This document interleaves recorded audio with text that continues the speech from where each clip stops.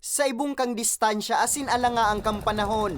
Unpersonized kang Bakakay Municipal Police Station sa pangingenot ni Police Major Erwin Bilyen. Dinisidiran ng gad na makaabot sa IP community kang Barangay San Pablo, Bakakay, Albay, Sabado, Marso 11. Apwera sa pananauning tsinelas, school supplies, groceries, bulong asin iba pa. Pigtukdo man kang kapulisan sa mga benepisyaryo. Ang sa indang mga diretsyon urog na sa pag-ibitar sa krimen. Talagang challenging po na makaabot kita digdi sa barangay na ini. Kaya worth it man po kasi yung mga kaugmahan kang mga tao na iiling ta po. So saro po yan sa tigi-educate ta, lalong-lalo na po sa mga batas pang kababaihan, sa mga aki. Saro po yan sa tigi-educate ta sa inda. Tanganin dahil ta po, ang tigi-iwasan ta po sa mga problema kang about sa violence against women, violence against children, parehas po sa nangyari sa Barangay Panarayo na Naging katuwang man kang Bakakay MPS ang JCI Legazpi, asin JCI Legazpi Dawani, kung sa inanauman ang duwang organisasyon ng mga bado, kawatan asin hygiene kits.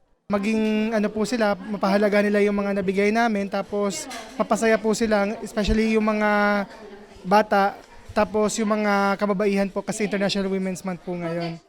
Saro sa mga benepisyaryo kang outreach program ang 13 anyos, asin grade 6 student na si Ray Bihabente, na labing pigpapasalamat ang sa iyang mga naresibi sa programa. Maraming salamat dahil ito pong school supply po. Marami po itong makatulong sa akin.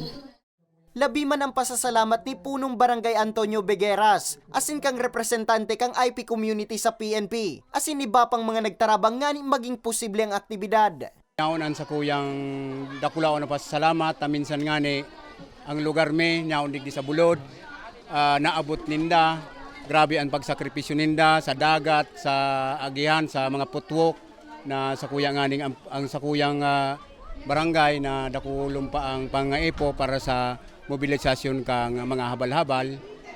Nagpapasalamat po ako sa Indo Gabos, sa Dainindo Pagbapawot na pagtao sa muya nin tabang.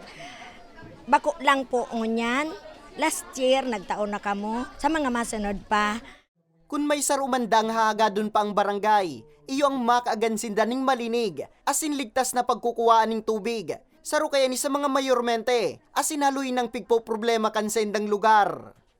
Para sa mga baretang tatak Bicol, Nomer Corporal.